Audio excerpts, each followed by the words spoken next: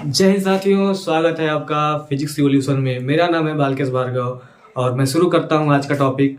जैसा कि आप लोग जानते हैं कि यूपी बोर्ड की जो डेट शीट निकल चुकी है और 22 फरवरी से आप सभी का एग्जाम है, तो मैं ज़्यादा बातें नहीं करूंगा। जो इसमें हम लोग देखते हैं कि बोर्ड में जो पूछे गए महत्वपूर्ण टॉपिक हैं फिजिक्स में, खास तौर से उस पर हम लोग बात करेंगे। आज हम लोग बात करेंगे कूलाम का नियम क्या है, वैद्युत द्विध्रुव के कारण वैद्युत क्षेत्र की तीव्रता, एक समान वैद्युत क्षेत्र में रखे वैद्युत द्विध्रुव पर बलयुग्म आघूर्ण।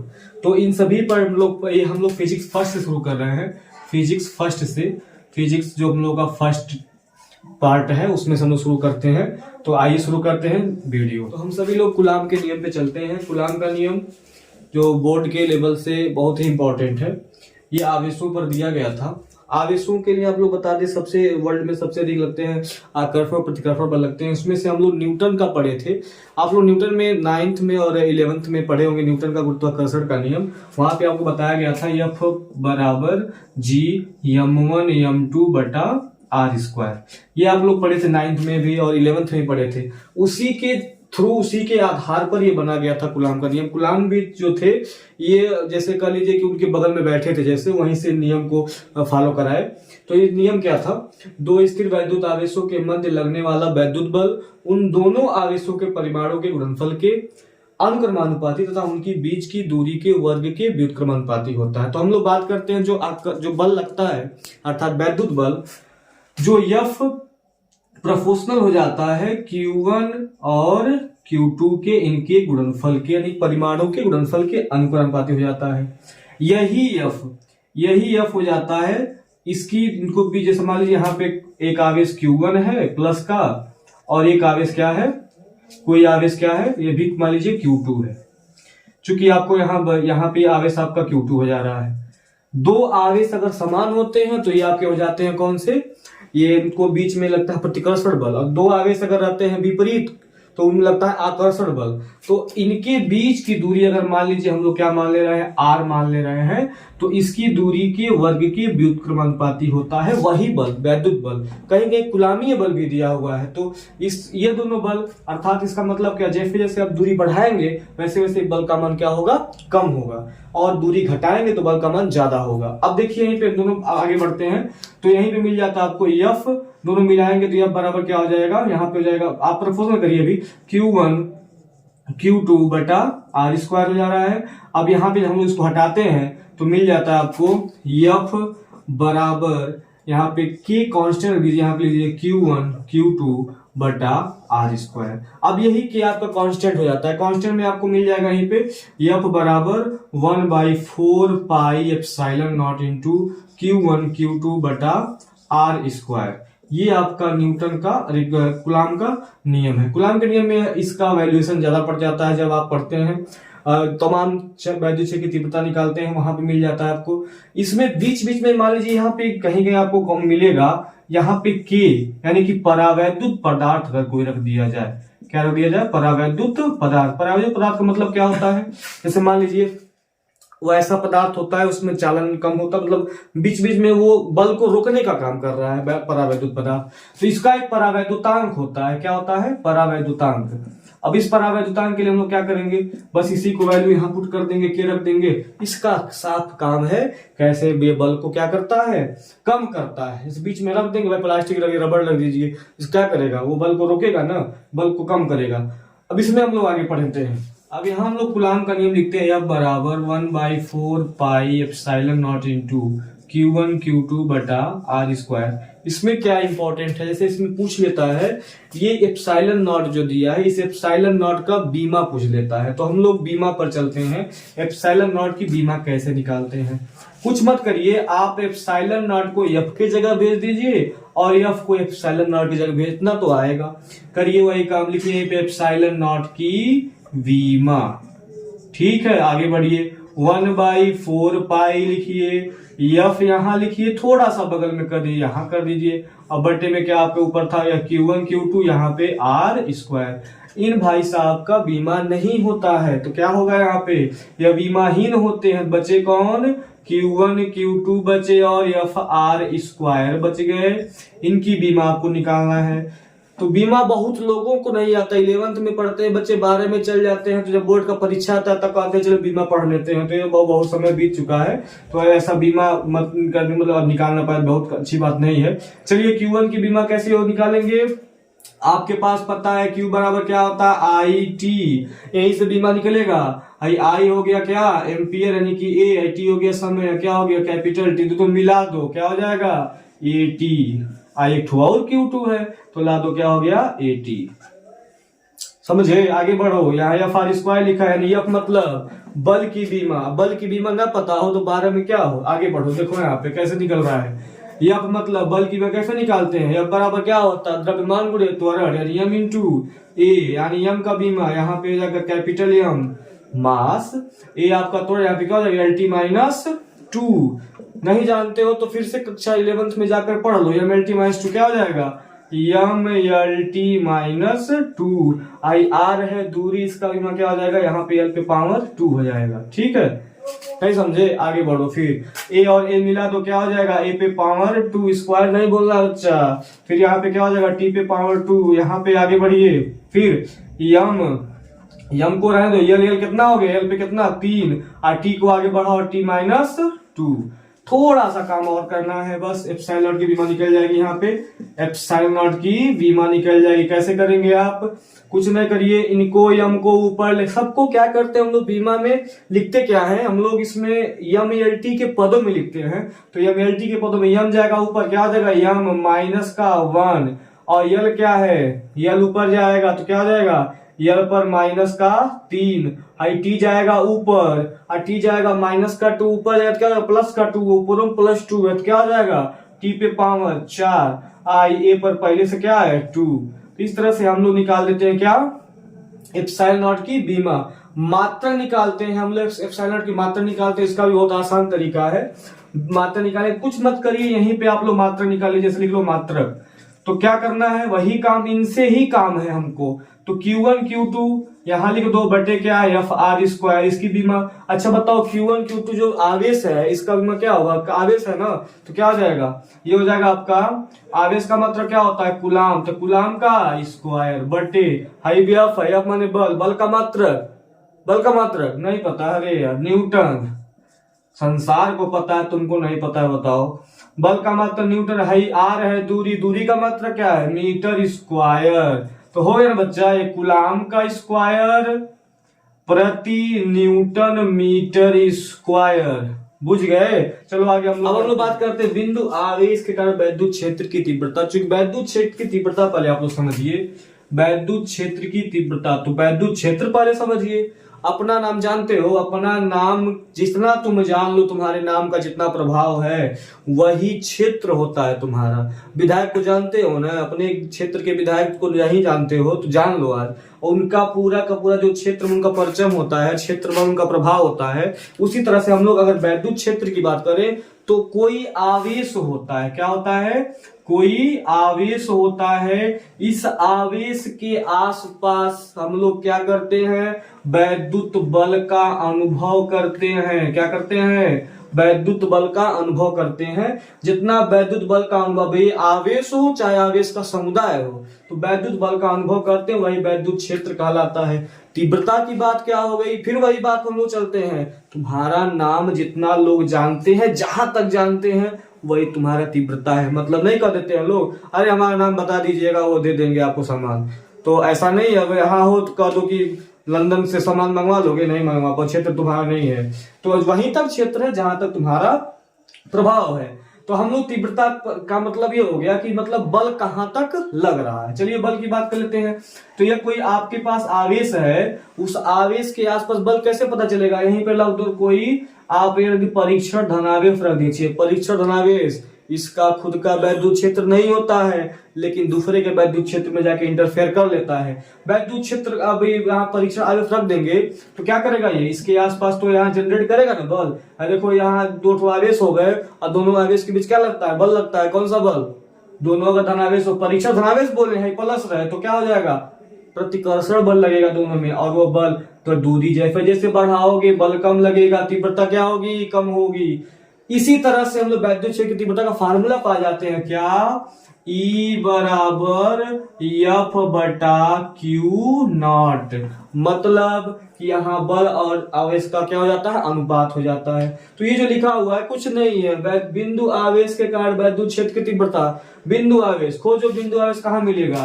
भाई देखो भाई, बिंदु आवेश हो गया, अरे प्लस लिखा है, क्यों लिख दो, ये बिंदु आवेश है और बिंदु आवेश के कारण वैद्युत क्षेत्र की तीव्रता निकालना है। तो क्या करो, ऐसे कुछ दूरी पे तुम लोग क्या चले जाओ, यहाँ पे कोई बिंदु मान लो P, क्या मान लो P फॉर पॉइंट, यहाँ पे मान लोगे, यहाँ पे दूरी यहाँ पे R है मान लो। तो अभी हम लोग को तीव्रता निकालना है बाबू, लगातार तीव्रता निकालना पड़ता है, इसे इंडिकेट करते हैं। मात्रक क्या होता है, न्यूटन, एफ वाले न्यूटन प्रति कूलाम, न्यूटन प्रति कूलाम। आगे चल के कुछ और आपको मात्रा मिलेगा, लेकिन परेशान नहीं होना है। चलिए यहाँ पे हम लोग क्या रख दें, परीक्षण धनावेश क्यू नॉट रख देंगे। और जब परीक्षण धनावेश क्यू नॉट रखेंगे तो क्या हो जाएगा बाबू, इनके बीच कौन सा बल लगेगा, प्रतिकर्षण बल लगेगा। चलिए प्रतिकर्षण बल लगाते हैं हम लोग। तो हम लोग लगाएंगे यहाँ पे प्रतिकर्षण बल। तो आप न्यूटन का नियम लगा देंगे यहाँ पे, न्यूटन का नियम लगाएंगे क्या हो जाएगा, न्यूटन के नियम क्या बोलते हैं, सॉरी न्यूटन ने कूलाम के नियम लगाएंगे।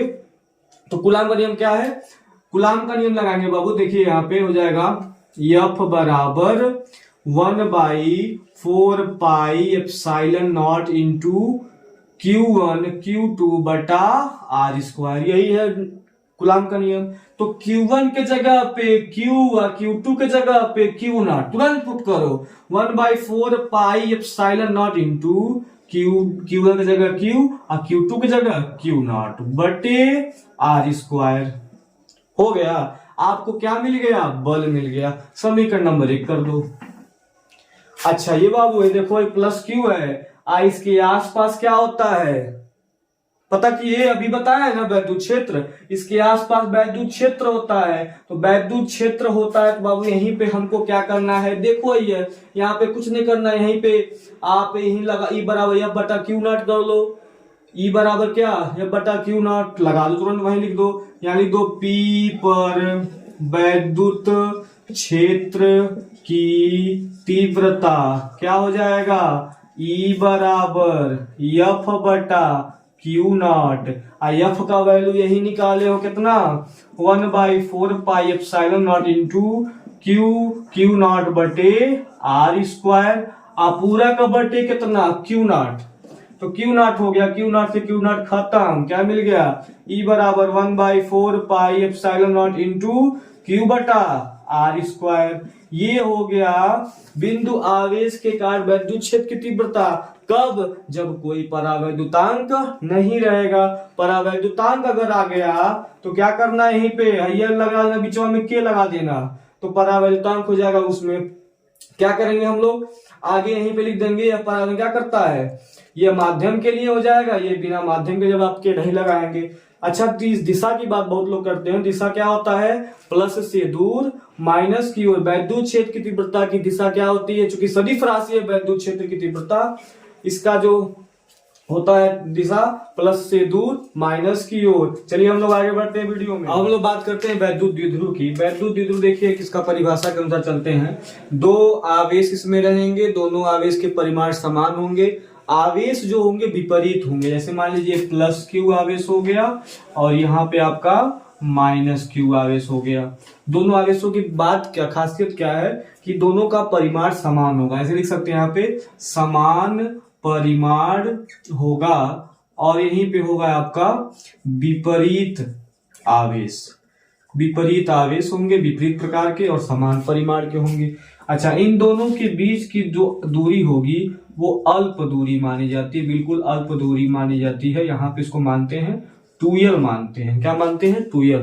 2l मानने का कारण है थोड़ा सा यहाँ से, क्योंकि यहाँ से जब दूरी लेते हैं तो दोनों की दूरी बराबर ले लेते हैं, दोनों की दूरी इक्वल मान लेते हैं। अब चलिए हम लोग करते हैं अल्प दूरी पर काम करते हैं। अल्प दूरी का दोनों में काम आसान पड़ेगा। वैद्युत द्विध्रुव में अब इसमें अक्षीय स्थिति होता है, देखिए इसको थोड़ा सा आगे बढ़ा देंगे, इसको थोड़ा सा आगे बढ़ा देंगे, इसको बोलते हैं अक्षीय स्थिति बोलते हैं। क्या बोलते हैं, अक्षीय स्थिति।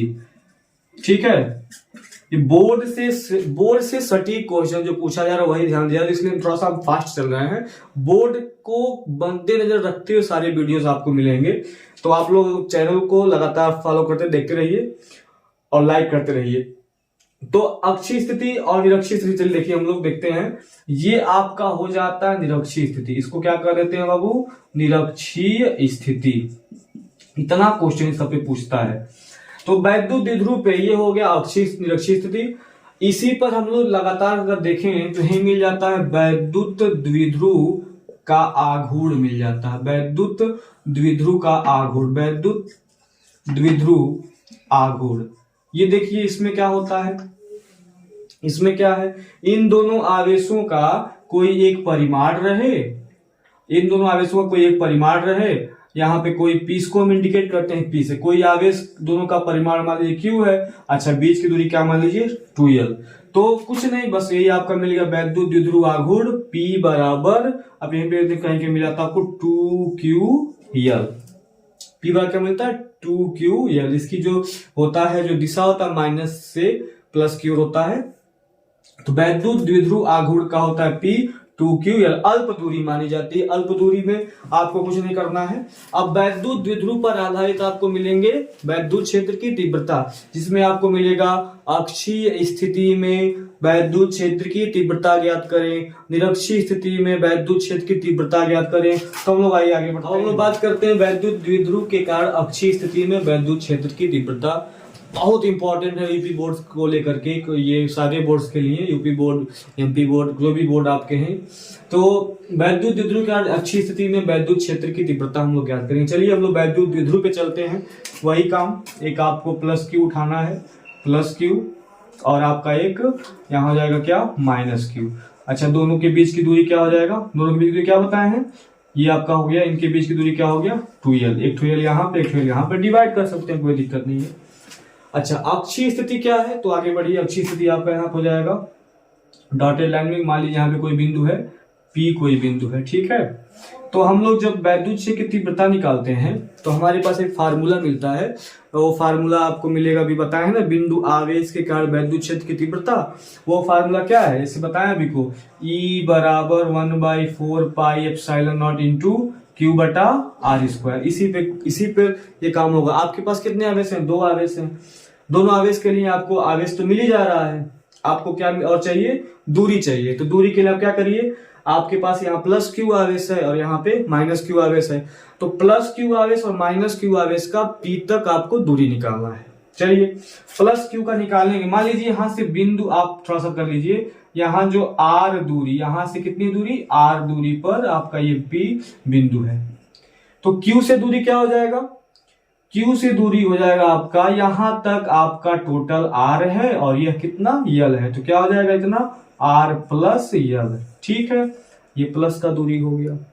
माइनस में चलते हैं तो यहां से देखिए, चलिए यहीं पे कर लेते हैं। ये आपका यहां तक टोटल R है और ये L है। टोटल R में से L को क्या करें, हटा देंगे, तो क्या हो जाएगा R माइनस L, ठीक। काम आसान आपका है, लिखने वाला काम आप लोग देखते रहे। लिखने वाला मैं शॉर्टकट बता रहा हूँ, अब ज्यादा समझ में आपको आएगा। इतना काम हो गया। आप अगर 4 नंबर में क्वेश्चन आता है, 3 नंबर में आता है, तो 1 नंबर का काम कर दिए, आगे बढ़िए। तो हम लोग अब यहाँ वैद्युत क्षेत्र की तीव्रता दिया है ना, तो प्लस क्यू आवेश से हम लोग क्या निकालें, तीव्रता निकाल लें। यहाँ लिखेंगे प्लस क्यू आवेश के कारण वैद्युत क्षेत्र की तीव्रता, वैद्युत क्षेत्र की तीव्रता, ठीक।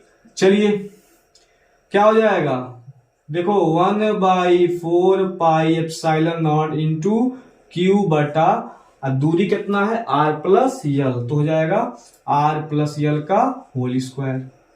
आगे बढ़िए, तो माइनस Q है, तो माइनस Q आवेश के कारण वैद्युत क्षेत्र की तीव्रता के कारण वैद्युत क्षेत्र की तीव्रता, ये हो जाएगा आपका वैद्युत क्षेत्र की तीव्रता।